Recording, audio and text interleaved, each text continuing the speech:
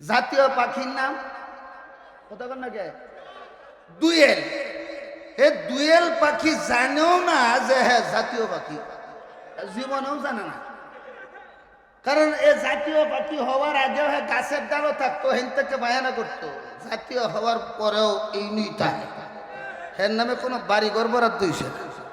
কতক্ষণ না কেন এইটা যেমন নামে আছে, বাংলাদেশের রাষ্ট্রীয় ধর্ম ইসলাম, এইটা শুধু নামে আছে।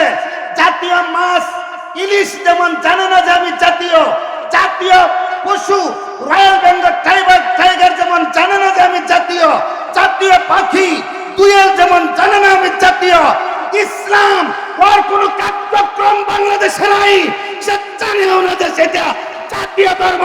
এবার সিলসিলা চালু হয়েছে, ইসলাম ধর্ম দিয়া দেশ চলবে, রাষ্ট্র চলবে, কোন সন্দেহ নাই। এই ক্ষমতাকে হাত থেকে নিতে পারবে না, পারবে না, পারবে না।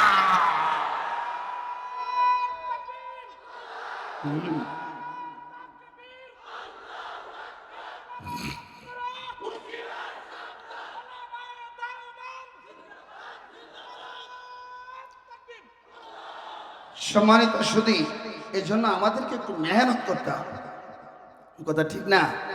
একটু মেহনত করতে হবে। কারণ আমাদের অবস্থাটা এমন কেন?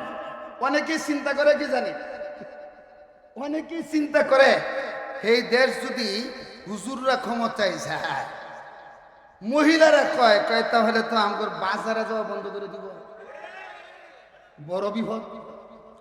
আমি আমার মা বোনদেরকে বলবো, বাজারে যাওয়া আপনাদের বন্ধ হবে না, মার্কেটে যাওয়া বন্ধ হবে না, চাকরি আপনাদের বন্ধ হবে না, শুধু পরিবেশটা একটু চেঞ্জ হবে। আগে থাকতেন লেন্ডা, এখন যাবেন ঢাকিয়া। বলেন না কেন? গার্মেন্টসের মেয়েরাও বোধহয় চিন্তা করে, আপনাদের কোনো চিন্তার কারণে উন্নত হবে, নিরাপত্তার গ্যারান্টি বাড়বে, যথায় তথায় দর্শনের শিকার হবে না, যথায় তথায় তার দিকে বাঁকার নজরে তাকাতে পারবে না।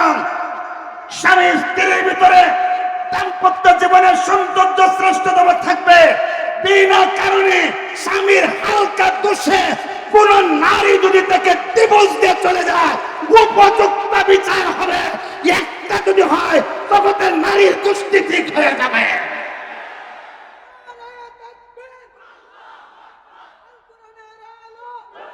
ভাই ভাই আমার সময় শর্ট, একটু কথা বলতে দেন।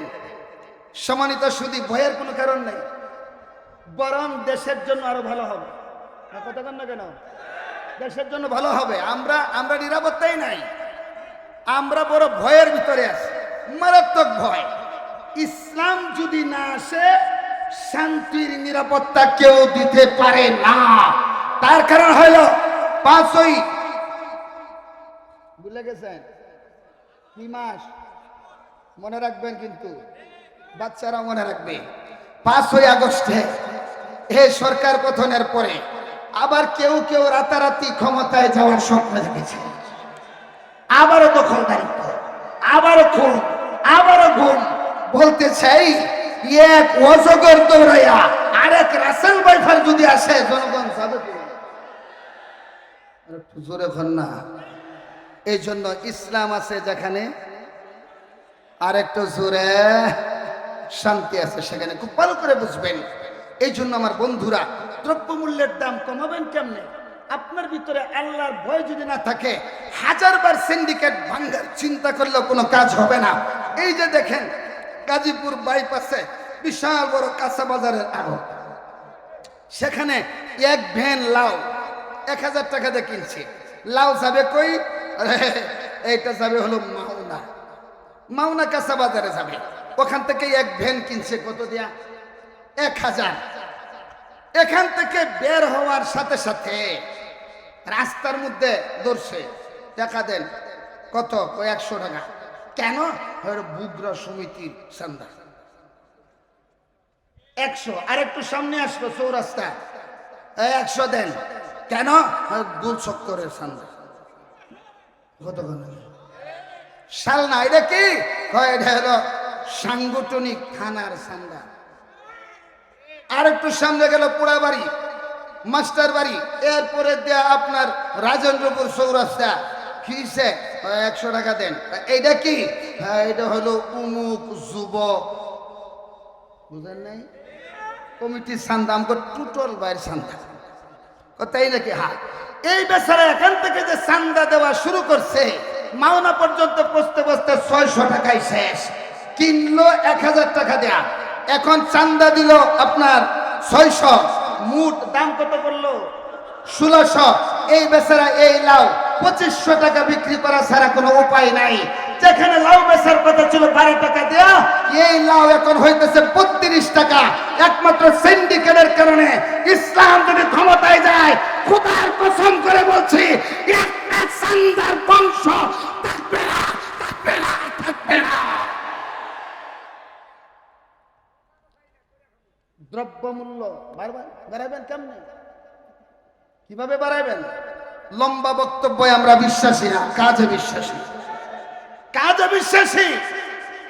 সুতরাং ইসলাম ছাড়া এই পৃথিবীতে শান্তি আসে নাই, কিয়ামত পর্যন্ত আসতে পারে না। জোরে বলেন কথা ঠিক হবে? ঠিক। আমার ভাইয়েরা, আমি আপনাদের সামনে পবিত্র কালামুল্লাহ শরীফ থেকে একটা আয়াতে কারিমা তেলাওয়াত করছি। একটু সময় নিব না, আমাদের অসুবিধা হইতেছে। হ্যাঁ, তাহলে হুজুর আসা পর্যন্ত। হ্যাঁ, আচ্ছা, আসলে পরে বলে দিয়েন। আলহামদুলিল্লাহ, এই আয়াতের উপর সংক্ষিপ্ত আলোচনা করার পূর্বে আপনাকে একটা ভূমিকা বুঝতে হবে। এই ভাইজান, এই কই যান?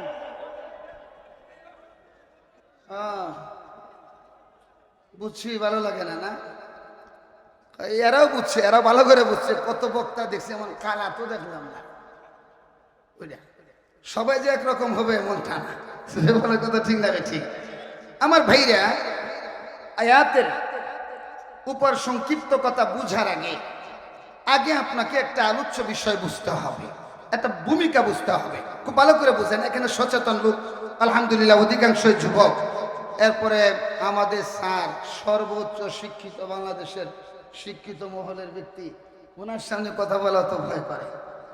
হ্যাঁ, কিন্তু আমার মুরব্বী যে হতো, কোনো কথা বলার একটু সহজ। এই পৃথিবীতে যতগুলি মানুষ বসবাস করে, সমস্ত মানুষ প্রাথমিক অবস্থায় 2 ভাগে বিভক্ত। কথা বুঝে থাকলে বলুন, পৃথিবীর মানুষগুলি কত ভাগে বিভক্ত? 2 ভাগে বিভক্ত। প্রথম নাম্বার প্রকার, তারা তার আল্লাহকে মানে না, আল্লাহকে বিশ্বাস করে না, আল্লাহকে সৃষ্টিকর্তা হিসাবে জানে না, আল্লাহকে মানে না, জানে না, বিশ্বাস করে না। এক পর্যায়ে তারা বলে দেয়ার ইজ নো গড, আল্লাহ বলতে কেউ নাই। যেই জাতিটি আল্লাহকে জানে না, মানে না, বিশ্বাস করে না, জাতিটার নাম নাস্তিক। কতক্ষণ না? আর একটু জোরে। আল্লাহকে জানে না, মানে না, বিশ্বাস করে না, জাতির নাম। এরকম নাস্তিক আমাদের বাংলাদেশে আছে না নাই? আগে ছিল না, এখনো আছে? কতক্ষণ না কেন? এখনো আছে না নাই? এখনো আছে। গাপ্পি দিয়ে বসে আছে, মাথা ঢাইকা নিচের দিকে পড়ে আছে, ঝাঁকি জাল যা যায় উপরে দেয়া যাক, যদি বাতাস না আসে আবার লম্বা চূড়া হয়ে দাঁড়াবে। আহারে, যখন কৌডের দিকে নিয়ে যায়, বিশাল এক বাহিনীকে তাকায়া দেখতেই মন চায়। কত না তোমরা এই দেশের নাস্তিক্যবাদ প্রচার করার জন্য আমাদের সরল মনা শিশুদের কোমল হৃদয়গুলির মধ্যে স্বৈরাচারী এবং হিন্দুয়ানি শিক্ষা দিয়া আমাদের ছোট্ট ছোট্ট বাচ্চাদের কলিজাকে ঝাঁঝা করে দিয়েছ এবং অন্তরকে সেই দিকে নাস্তিক্যবাদের দিকে ডাইভার্ট করে দিয়েছিলাম। সেই দুঃখটাই তো আমাদের মনের মধ্যে। আল্লাহর কাছে শুধুমাত্র কাঁদতেছিলাম, যেই মুসলমানের দেশে, যেই দেশে শতকরা 92 জন মুসলমান, যেই দেশে সূর্য উদিত হয় আজানের ধ্বনির মাধ্যমে, যেই দেশের সূর্য অস্ত যায় আজানের ধ্বনির মাধ্যমে, যেই দেশের 4.5 লক্ষের উপরে মসজিদ আছে, যেই দেশটা তাবলীগ জামাতের দেশ, যেই দেশের আজান দিতে দেরি হয়, মসজিদগুলি ভরপুর হতে দেরি হয় না, সেই দেশের শিক্ষা সিলেবাস থেকে বিশ্ব নবীর নাম উঠিয়ে দেওয়া হবে, উমরের নাম উঠিয়ে দেওয়া হবে, আবু বকরের নাম উঠিয়ে দেওয়া হবে। ওই জাতির ধ্বংস ছাড়া উপায় নাই, ধ্বংস ছাড়া উপায় না।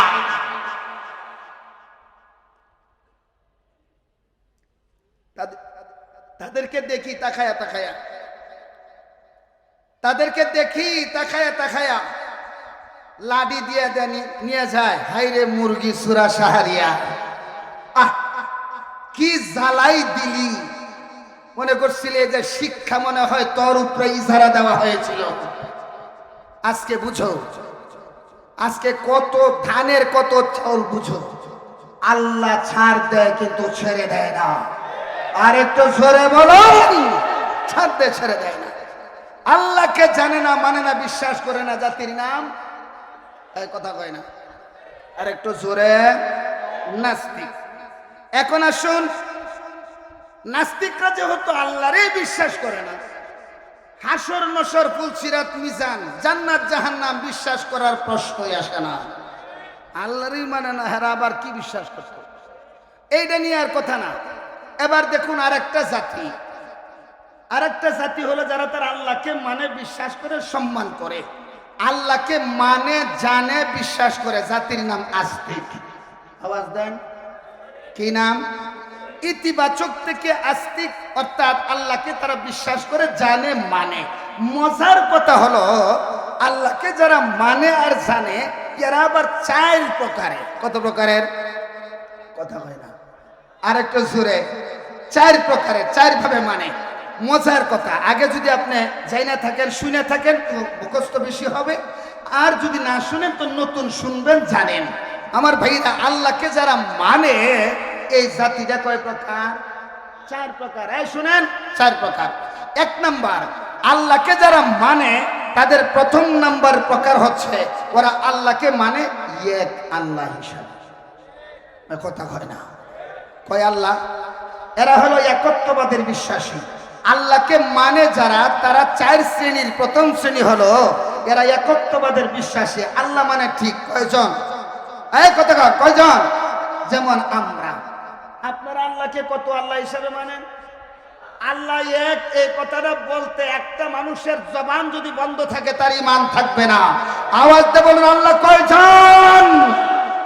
কোনো সন্দেহ নাই, আমরা সবাই একত্ববাদের বিশ্বাসী, আমরা এক আল্লাহ বিশ্বাসী। তাহলে এখানেও আর কোনো সময় না কাটাই। বলে কথা ঠিক না ঠিক? যেহেতু আমরা সবাই এক আল্লাহর বিশ্বাসী, সুতরাং এখানেও আর কোনো সময় না কাটাই। এবার আসেন, আরেকটা হলো আল্লাহ মানে ঠিক কিন্তু দ্বিত্ববাদের বিশ্বাসী। এরা 2 খোদা মানে। ওই যে বলছিলাম আল্লাহ মানে, আল্লাহ মানে কয়জন? 2 জন। 2 নম্বরে 2 জন, 2 জন আল্লাহ মানে। এরা কারা? এদের পরিচয় হলো সহজ। এরা হলো সারা বিশ্বের মধ্যে যারা শাহাদত আঙ্গুলের ইশারায় গোটা বিশ্বকে গোড়াতে চায়, মুসলমানদের ভিতরে দ্বন্দ্ব সৃষ্টি করতে চায়। ইসরায়েলকে বলে কাম করো আর ফিলিস্তিনকে বলে চুপ থাকো। দুটো জায়গায় খেলা লাগাইয়া দেয়া, তেলের ব্যবসা, অস্ত্রের ব্যবসা করে আটলান্টিক মহাসাগর, প্রশান্ত মহাসাগরের মাঝে বৈজ্ঞানিক কলম্বাসের সন্ধানের মাধ্যমে যে রাষ্ট্র আবিষ্কার হয়েছে, সেই কুখ্যাত আমেরিকার খ্রিস্টানের গোষ্ঠী তিত্ববাদের বিশ্বাসী। 2 খোদা মানে। একটা হলো আল্লাহরে আল্লাহ মানে গড মানে, আবার ঈসা আলাইহিস সালামকে আল্লাহর সন্তান হিসেবে। নাউজুবিল্লাহ, আর একটু বাড়ির জায়গা কইলেন। এরা হলো দ্বৈতবাদের বিশ্বাসী। এদের চিন্তা অনেক বেশি, ওরা সুদূর প্রসারী, মারাত্মক তীক্ষ্ণ মেধার অধিকারী, সৃজনশীল মেধা ওদের। ওরা 50 বছর 100 বছরের আগের টার্গেট ওরা নিয়ে তারপরে রাস্তায় নামে। আমাদের বাচ্চাগুলি চীনা থেকে আপনার ইসলামকে সরাইয়া দেওয়ার জন্য ওরা চিন্তা ভাবনা করে। ওরা দেখতেছে বাংলাদেশে স্বামী স্ত্রীর ভিতরে বড় মিল মহব্বত। তাহলে আমরা যদি নারীদেরকে ঘর থেকে বের করতে চাই, তাহলে আমাদের একটা কাজ করতে হবে। খুব ভালো করে বুঝবেন, একটা কাজ করতে হবে। 2 নাম্বার হলো আমাদের দেশের সন্তানদের মায়ের পরিচয় আছে, বাবার পরিচয় নাই। কিন্তু বাংলাদেশে যদি আমাদের খ্রিস্টানদের মিশনগুলি বাস্তবায়ন করতে চাই, তাহলে আগে এই কাজটা করতে হবে। এই জন্য দেখবেন সরকারি সকল ডিপার্টমেন্টগুলির মধ্যে শুধুমাত্র মায়ের নাম রেখে ফাদারের নামকে বাদ দেওয়া হয়েছে। এটা বাংলাদেশের কোন সংবিধান না, এটা হলো পশ্চিমাদের সংবিধান, পশ্চিমাদের সংবিধান।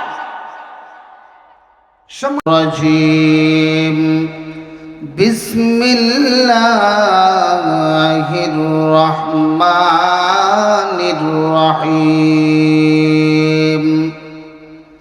মা আতাকুমুর রাসূলু ফাখুযুহু ওয়া মা নাহাকুম আনহু ফান্তাহু ওয়াত্তাকুল্লাহ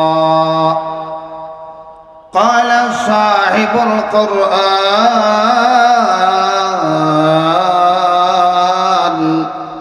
صلى الله عليه وسلم لا يؤمن أحدكم حتى أكون هواه تبعا لما جئت به أو كما قال عليه الصلاة والسلام সবাই মহব্বতের সাথে আবেগ ভরে দরদ নিয়ে উচ্চ আওয়াজে দুরূদ শরীফ পড়ি আল্লাহুম্মা সাল্লি আলা মুহাম্মাদ ওয়া আলা আলি মুহাম্মাদ কামা সাল্লাইতা আলা ইব্রাহিম ওয়া আলা আলি ইব্রাহিম ইন্নাকা হামিদুম মাজিদ মহব্বতে জোরে আওয়াজে اللهم بارك على محمد وعلى آل محمد كما باركت على إبراهيم وعلى آل إبراهيم إنك حميد مجيد दिल की अरमा आंसुओं में बह गए दिल की अरमा आंसुओं में बह गई हम वफा करके भी तन्हा रह गए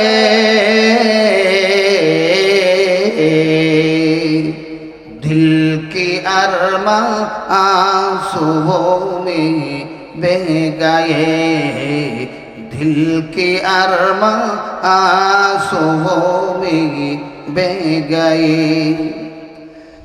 जिंदगी में बंदगी बर्बाद किया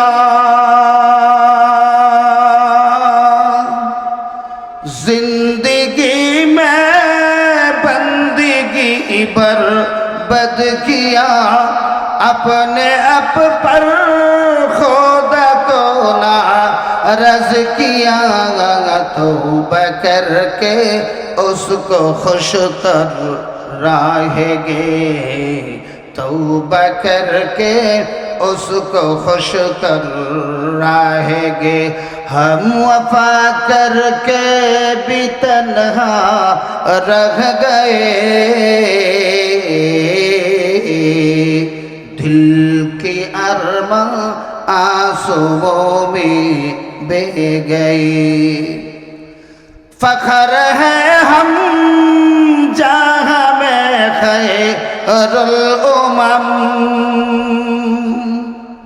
फखर है हम जहाँ में खैरुल उमम शफाअत में शामिल है उम्मत तमाम नेकों में पीछे हट कर रह गए नेकों से हम पीछे हट कर रह गए हम वफा कर के भी तन्हा रह गए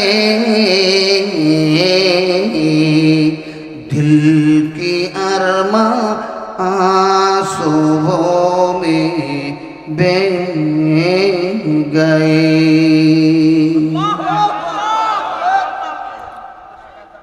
नहायत काबिल एहतराम हालिमातुस सादिया महिला মাদ্রাসা মাদ্রাসা কর্তৃক আয়োজিত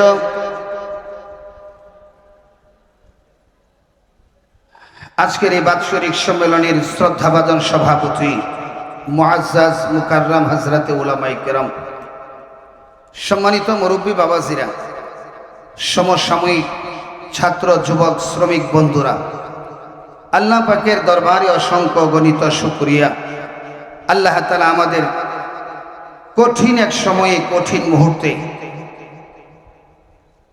মুক্ত আকাশে, মুক্ত হাওয়ায়, মুক্ত বাতাসে, স্বাধীন বাংলাদেশে উলামায়ে কেরামের উৎকলিত কণ্ঠ প্রকাশ করে কুরআন ও হাদিসের এই মঞ্চে আসার বসার সুযোগ দান করেছেন। গত বছর এই সময়ে এইরকম একটা ওয়াজ মাহফিলের আয়োজন করতে গেলে পেরেশানির আর কোনো ইন্তা ছিল না। প্রশাসনের অনুমতি নেওয়ার পরও হাজারো নেতার ধমকানি এবং নাক ছিটকানিতে আজকে যতটুকুন হয়েছে তার থেকেও হাজার গুণ বেশি উলামায়ে কেরামকে বাকরুদ্ধ করে রাখা হয়েছিল। কিন্তু আল্লাহ তাআলা স্বাধীনতা দিয়েছেন। চতুর্দিকে তাকাই শুধু গুনাহ আর গুনাহ, ঘর থেকে বের হইলেই গুনাহ, রাস্তা ঘাটে গুনাহ, অফিস আদালতেও গুনাহ, দোকানপাটেও গুনাহ, বাজার মার্কেটেও গুনাহ। হ্যাঁ, এমন কোনো জায়গা নেই যেখানে দাঁড়ালে পরে গুনার ছোঁয়া তাকে স্পর্শ করে না। মসজিদগুলি ছিল গুনাহমুক্ত এলাকা, এখন দেখি মসজিদের ভিতরেও গুনাহ ঢুকে গেছে। কোনো না কোনো সময়ে, কোনো না কোনো কাতার থেকে, কোনো না কোনো মুসল্লির পকেট থেকে, এনবিআর সেইডের ভিতর থেকে এত বড় হিন্দি গানের রিংটুন বেজে উঠে যে মুসল্লিদের নামাজের বেঝায় প্রতিবন্ধকতা সৃষ্টি হয়। শুধুমাত্র তাই না, মসজিদগুলি ছিল দখলদারিত্বের আধিক্যতায় পড়ে মসজিদগুলি তাদের ভাষায় তাদের মাওলার দরবারে কান্নাকারি করতেছিল। মসজিদের অবস্থা তো এমন ছিল, সমাজের সবচেয়ে বড় টাউট, বাটপার, সুদখোর, ঘুষখোর, দুর্নীতিবাজদের হাতে ছিল সভাপতি আর সেক্রেটারির দায়িত্ব। সঙ্গত কারণে উলামায়ে কেরাম হক কথা বলতে পারেনি। সুদের বয়ান করলে দরজার সামনে সভাপতি দাঁড়িয়ে আঙ্গুল নাড়া করে বলতো, ইমাম সাহেব বক্তব্য মাথার নিচু করে বলার চেষ্টা করুন। তার কারণ হলো তিনি ছিল একমাত্র সুদখোরের বাচ্চা সুদখোর। ঘুষের বিরুদ্ধে বয়ান করলে সেক্রেটারি না নারাজ, যৌতুকের বিরুদ্ধে বয়ান করলে কেশিয়ার নারাজ। করবে কোথায়? সাত আসমানের উপরে আর সাত জমিনের নিচে সেই কথা বলা ছাড়া আর কোনো রাস্তা খোলা ছিল না। হ্যাঁ, আসমানের কথা বললেও তো সমস্যা। কুরআন নাজিল হয়েছে কোথা থেকে? আর একটু জোরে কম। এখন যদি কোরআনের কথা বলা হয়, অমুক নেতার কাছে পৌঁছে যায়, অমুক নেতার বিরুদ্ধে চলে যায়। পবিত্র কোরআন তো শুধুমাত্র নামাজের জন্য আসে নাই, পবিত্র কোরআন দিয়া শুধু রোজা রাখবা এই জন্যই আসে নাই। পবিত্র কোরআনের মধ্যে শুধু কালিমার কথা আছে এইটাও না, পবিত্র কোরআনের মধ্যে শুধু ঝাড়ফুঁক আর তাবিজের কথা আছে এমনটা না। কোরআন তো হলো এটা মানুষের জন্য একটা জীবন ব্যবস্থা, কোড অফ লাইফ, পরিপূর্ণ জীবন ব্যবস্থা। সংসদ থেকে নিয়ে রান্নাঘর পর্যন্ত এমন কোন সেক্টর নাই যেই সেক্টরের বিষয়ে কোরআনের মধ্যে ব্যাখ্যা দেওয়া হয় না। সুতরাং একটা সাইডে কোরআনকে বন্দী করে রাখা হয়েছিল, আল্লাহ তাআলা সেই কোরআনের ভাষাকে আবার উন্মুক্ত করেছিল। আর একটু জোরে বলেন আলহামদুলিল্লাহ। আর একটু জোরে বলা যায় না আলহামদুলিল্লাহ? আমার ভাইরা, সময় একেবারে সংক্ষিপ্ত, আলোচ্য বিষয়েও যেতে পারবো না, এলু পাতারই কিছু বলতে হবে। 11টার সময় হুজুর আসার কথা, বাজে কয়টা? এই জন্য গুরুত্বপূর্ণ কোনো আলোচনার দিকেও যাচ্ছি না, সংক্ষিপ্ত সময় শুধু দুটো কথা শুনেন, আপনাদেরকে কয়টা মেসেজ দিচ্ছি। আমার ভাইরা,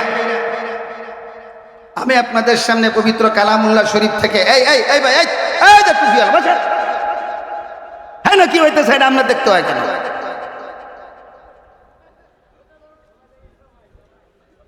ওয়াজ মাহফিলগুলির মধ্যে একটা তামসা শুরু হয়, মন চাইলে আসে, মন চাইলে চলে যায়। আজীব কাজ। আলেম গরম নরম মনে করছেন না? শেখ হাসিনারে জিগায় দেখেন নরম না শক্ত। 17 বছর পর্যন্ত যেইভাবে সংসারী সাজাইছে, মনে করছিল কিয়ামতের আগেও তারে কেউ নিতত্ব না। এমন এক অবস্থা, ছোট্ট একটা ধাক্কার ছুটে শেষ। 53 বছর নয়, 100 বছরের ইতিহাস। কোন সরকার প্রধান পালিয়ে যায় নাই, কিন্তু রেকর্ড ভঙ্গ করেছে। শুধু তাই না, আপনারা জানেন না পুলিশের জ্বালা যন্ত্রণায় মানুষ কি যে কান্না কাঁদছে। এইটাও 53 বছরের নতুন ইতিহাস। পুলিশ জনগণের কাছে নিরাপত্তা চায়, জনগণের কাছে নিরাপত্তা চায়।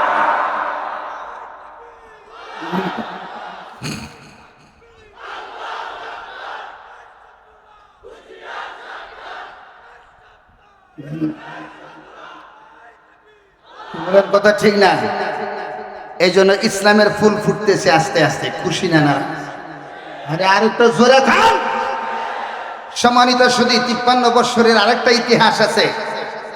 এই বাংলাদেশে সরকারের অংশ হিসাবে এই পর্যন্ত কোনোদিন কোনো আলেম তো দূরের কথা সূরা ফাতিহা জানে হেও সরকারের অংশের কোনো চেয়ারে বসতে পারে নাই।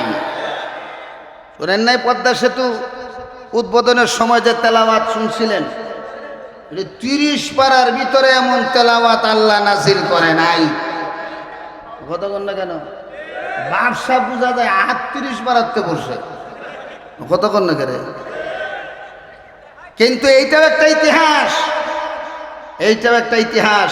53 বছর পরে সরকারের অংশ হিসাবে একজন আলেম মোতায়েন হয়েছেন। আর একটা জোরে খান। আলেমের ধারাবাহিকতা সিলসিলা চালু হয়েছে। সামনের সময় আসতেছে এই দেশের মুসলমানেরা যদি ইসলামকে সাথে রাখে, গ্যারান্টি দিয়ে বলা যায় সমস্ত ইসলামী দলগুলি ঐক্য হওয়ার পরিকল্পনা চলতেছে। হতে পারে আগামী সংসদে আজান হবে, আজান হবে, জামাত হবে, জামাত হবে।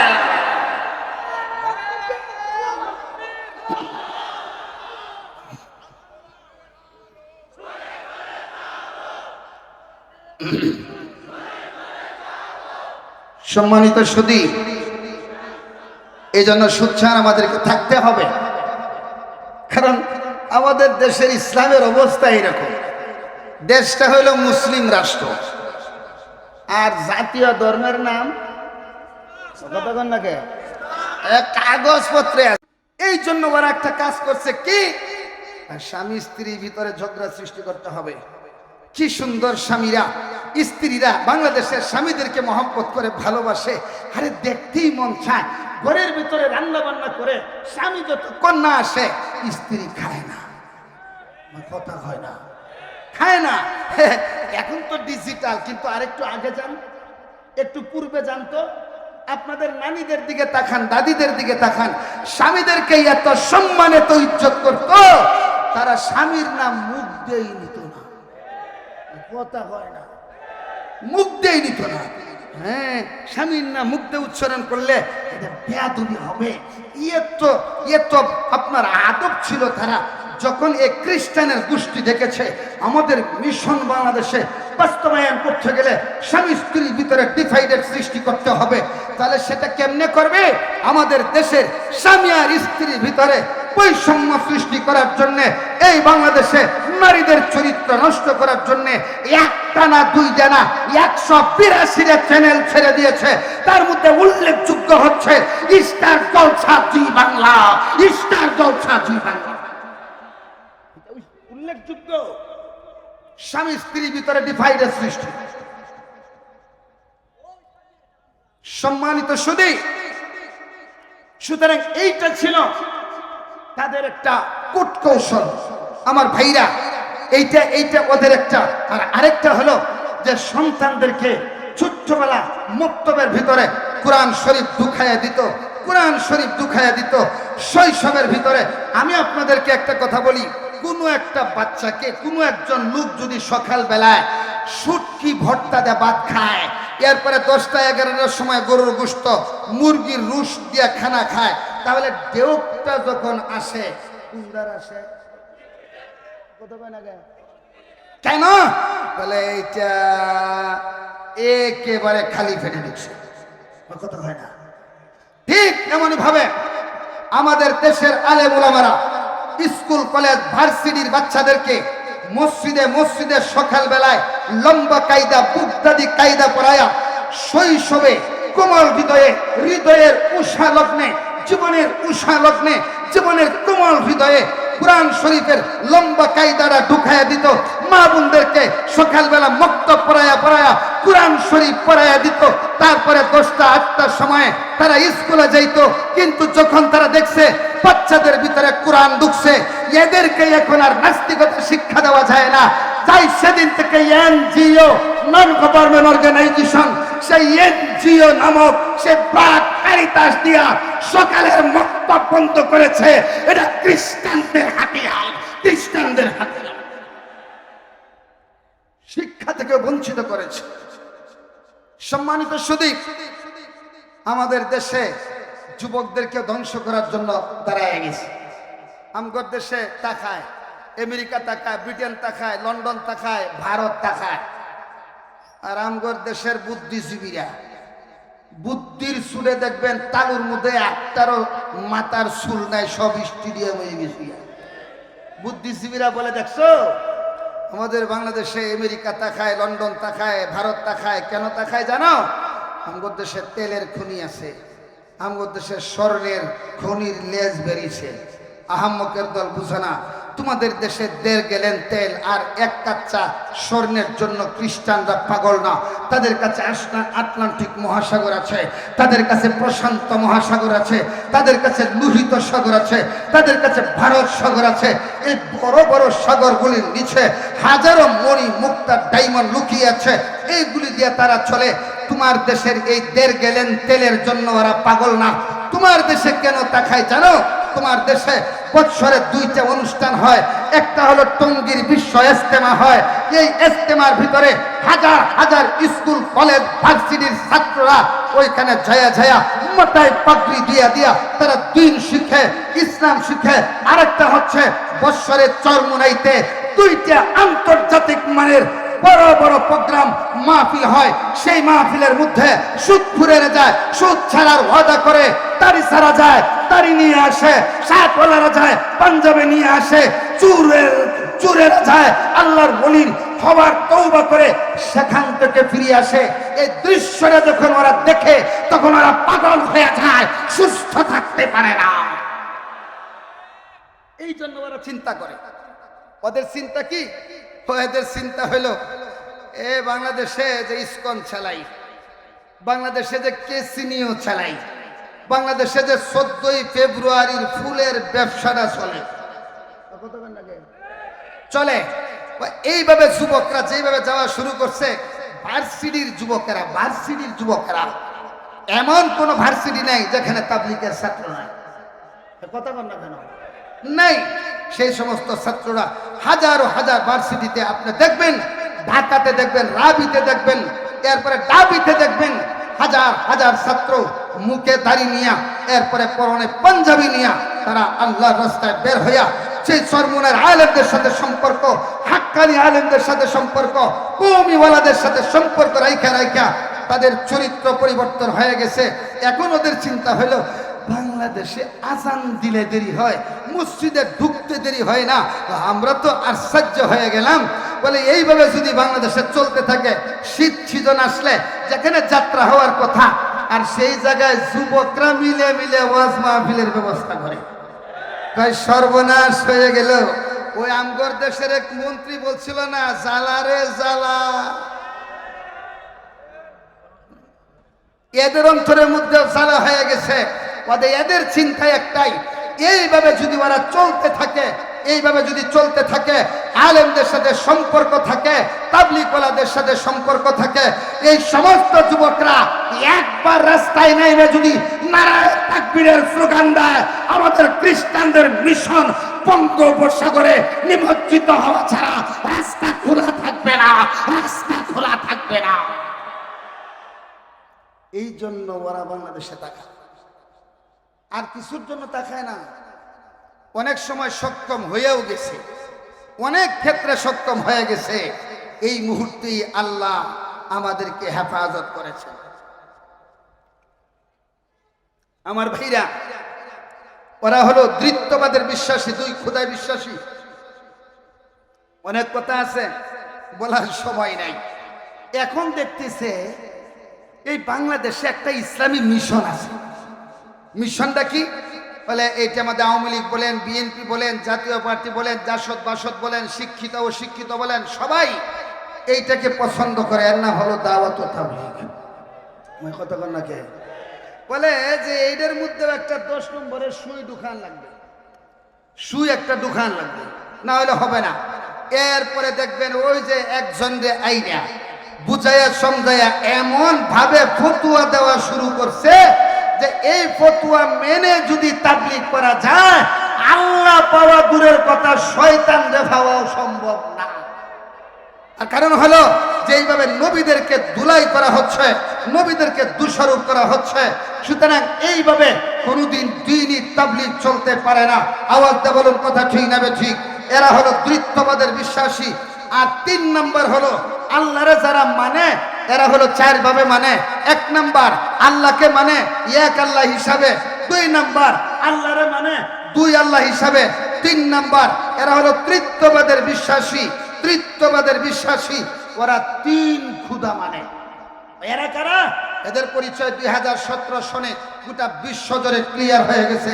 বিশ্বের শ্রেষ্ঠতম সন্ত্রাসের সেঞ্চুরি অর্জন করেছে যারা, মুসলমানদেরকে কেটে টুকরা টুকরা করে মায়ানমারের নাব নদীর পানিকে রক্তে রঞ্জিত করেছে, সেই মায়ানমারের আং সান সুচির গোষ্ঠীরা, বুদ্ধের গোষ্ঠীরা হলো পৃথিবীর শ্রেষ্ঠ সন্ত্রাস। আর এরা হচ্ছে ত্রিত্ববাদের বিশ্বাসী। এরা খোদা মানে কয়জন? 3 জন। 1 নম্বর আল্লাহরে যারা মানে এদের প্রথম প্রকার কয়জন আল্লাহ? কথা কয় না। 2 নম্বরে কয়জন মানে? 3 নম্বরে কয়জন মানে? 4 নম্বরে যারা আল্লাহ মানে তারা কতজন? 4 জন। আপনারা মনে করছেন সিরিয়াল যেভাবে শুরু হয়েছে 4 নম্বরে বোধহয় 4 জনই হইব সিরিয়াল। 4 নম্বরে হলো এরা আল্লাহ মানে ঠিক, এরা হলো বহুত্ববাদের বিশ্বাসী। কতজন এরা নিজেরাও হইতে পারে না। মুডুমুডি একটা হিসাব আছে 33 কোটি, মুডুমুডি হিসাব। তৎকালীন জমানায় কাবা শরীফের মধ্যেই বসাইছিল 360টা। একত্ববাদের বিশ্বাসী হোক, দ্বৈতবাদের বিশ্বাসী হোক, ত্রিত্ববাদের বিশ্বাসী হোক, আর বহুত্ববাদের বিশ্বাসী হোক না কেন, প্রত্যেকেই এই কথার মধ্যে একমত ছিল, মুসলমানদের প্রেরিত রাসূল বিশ্বনবী সাল্লাল্লাহু আলাইহি সাল্লামের চরিত্র শ্রেষ্ঠ। আর একটু জোরে খান, তার চরিত্র ছিল শ্রেষ্ঠ, তার মধ্যে কোনো সন্দেহের কারণ নেই। এইটাই ছিল একমাত্র তাদের একটা মিশন এবং ভিশন। তারা আমল করতো না, ঠিক মানতো না, কিন্তু এই কথা জানতো যে মুহাম্মদের চরিত্র ছিল শ্রেষ্ঠ। আল্লাহু আকবার বলেন, আর একটু জোরে বলেন আল্লাহু আকবার। আমার ভাইরা, এই বিশ্বনবী সাল্লাল্লাহু আলাইহি সাল্লামের জীবন আদর্শের কথা বলা হয়েছে। সুতরাং সময় শেষ, একেবারে সংক্ষিপ্ত, হুজুর চলে আসতেছেন। আমার ভাইয়েরা, রসুলের জীবনটা মোটামুটি কয়েক ভাগে বিভক্ত ছিল। সর্বপ্রথম রসুলের জীবনের নাম হচ্ছে মিলাদুন নবী। 2 নম্বর বিশ্বনবীর একটা জীবনের অংশের নাম হচ্ছে সিরাতুন নবী। 3 নম্বর বিশ্বনবীর একটা জীবনের অংশের নাম হচ্ছে সূরাতুন নবী।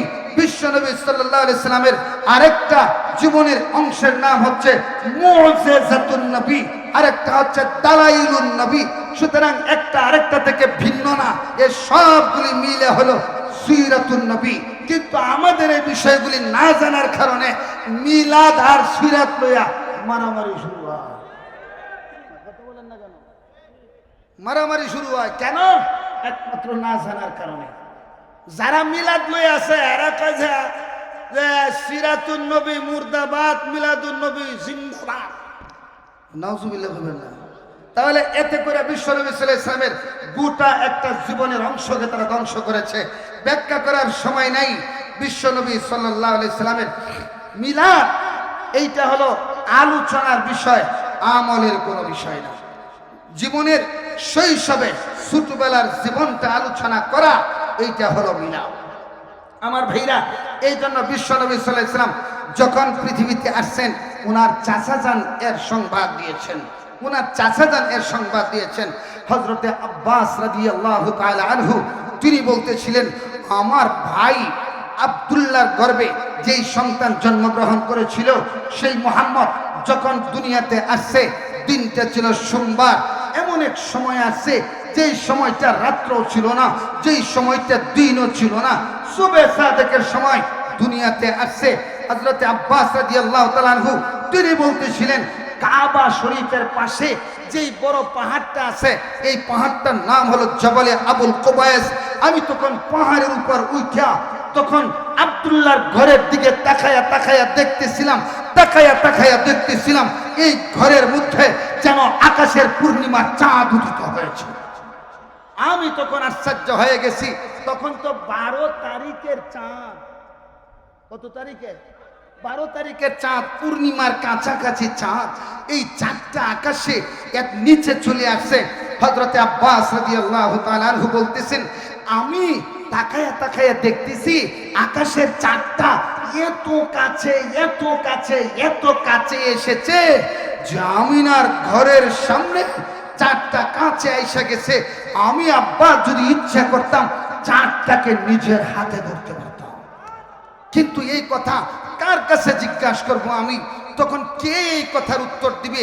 বিশ্বনবী সাল্লাল্লাহু আলাইহি ওয়াসাল্লাম যখন নবুয়ত প্রাপ্ত হয়েছেন তখন উনার কাছে জিজ্ঞাসা করছি, ওগো আল্লাহর পয়গম্বর, আপনি যখন জন্মগ্রহণ করেছিলেন তখন আপনার জন্মের ঘরের সামনে আমি দাঁড়ায় ছিলাম, আকাশের চাঁদটাকে নিচে আসতে দেখতেছিলাম, আরো একটা দৃশ্য দেখেছিলাম। তখন হুজুর সাল্লাল্লাহু আলাইহি ওয়াসাল্লাম বলতেছেন, চাচা আর কি দেখছেন একটু বলেন তো? তখন আব্বাস বলতেছে, হ্যাঁ ভাতিজা, ইয়া রাসূলুল্লাহ, আমি তো দেখেছিলাম আপনি যখন উম্মে আইমানের কুলের মধ্যে বৈশা আপনার মাথাটা ডান দিকে হালাইতেন, আকাশের চাঁদের দিকে তাকায়া দেখছি চাঁদটাও ডান দিকে হেলে যেত। আপনার মাথা যখন বাম দিকে হেলাইছেন আমি দেখছি আকাশের চাঁদটাও বাম দিকে হেলে গেছে। বলে আর কি দেখছেন? আমি দেখছি তুমি যখন জন্মগ্রহণ করেছো তখন আমি কেসরা কাইসারের দিকে তাকায়া তাকায়া দেখছি হাজার হাজার মাইল দূরে অগ্নিকন্যা সম্পূর্ণ বন্ধ হয়ে গেছে। তারপরে বলছে যে চাচা আপনি আর কি দেখছেন একটু বলেন তো? বলে তুমি যখন দুনিয়াতে আসছো আমি তখন দেখছি আমার বাবা আব্দুল মুত্তালিবের গোয়াল ঘরের মধ্যে যায় দেখলাম সমস্ত বান্দা উট বকরিগুলি উলান দুধে ভরপুর হয়ে গেছে। এই দৃশ্যগুলি আমি দেখতে পাচ্ছি। কয় চাচা আর কিছু দেখেন নেই? বলে দেখছি তো। বলে কি দেখছো? যে আপনি যখন জন্মগ্রহণ করেছিলেন তখন আব্বা আব্দুল মুত্তালিব কাবা শরীফ তাওয়াফ করতেছিল, চতুর্দিকে কাবা শরীফ তাওয়াফ করতেছে। হঠাৎ দেখলাম এক বিকট আওয়াজে কাবা শরীফের দেওয়াল জবান খুলে কথা বলেছে, আল্লাহু আকবার বলেন, আল্লাহু আকবার বলেন। তাই নাকি? বলে হ্যাঁ।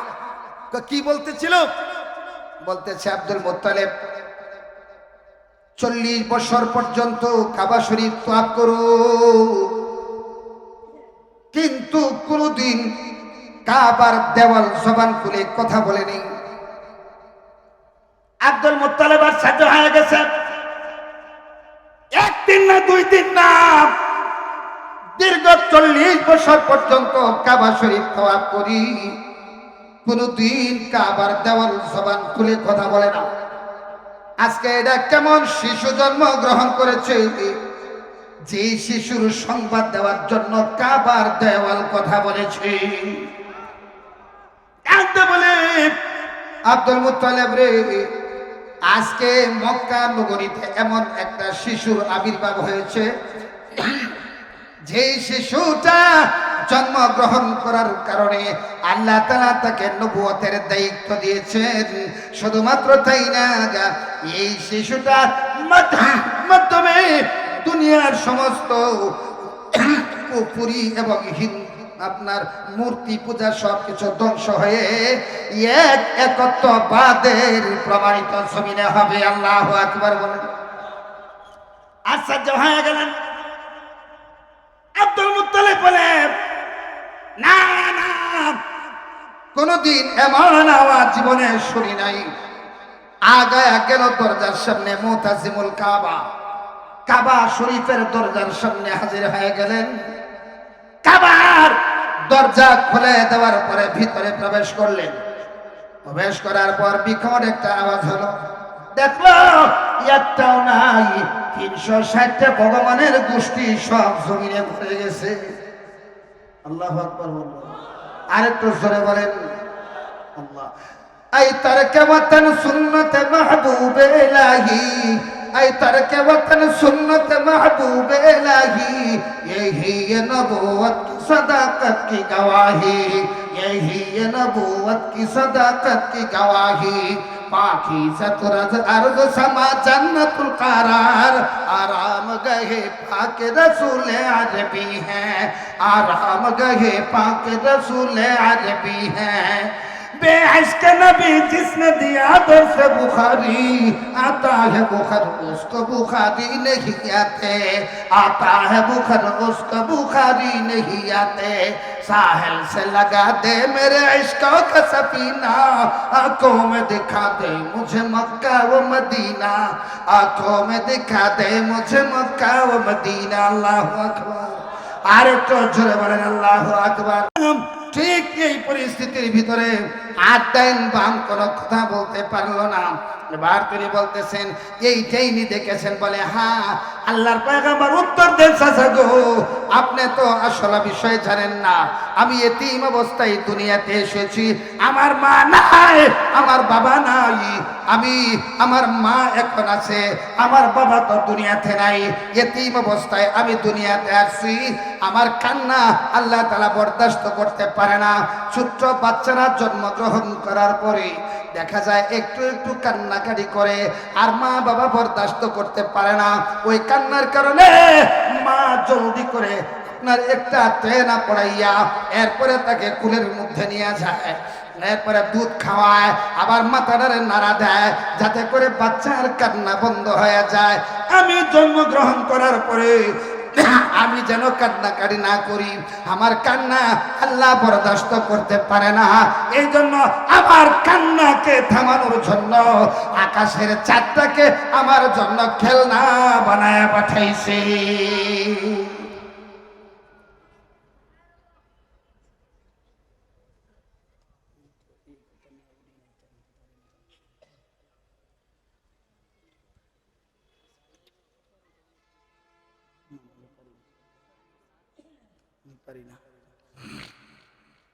আমার ভাইরা, এইটা ছিল মিলাদুন নবী, আল্লাহর পয়গম্বরের শৈশবের ইতিহাস। এখন যদি হাজারবার চেষ্টা করি আমরা এই ইতিহাসগুলি কেবলমাত্র বলার বিষয়, আলোচনার বিষয়, কিন্তু কোনো আমলের বিষয় না।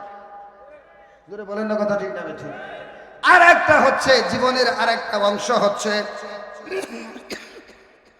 এই অংশটা হচ্ছে আপনার সিরাতুন নবী, মুজিজাতুন নবী, বিশ্ব নবী সাল্লাল্লাহু আলাইহি সাল্লামের মুজিজা।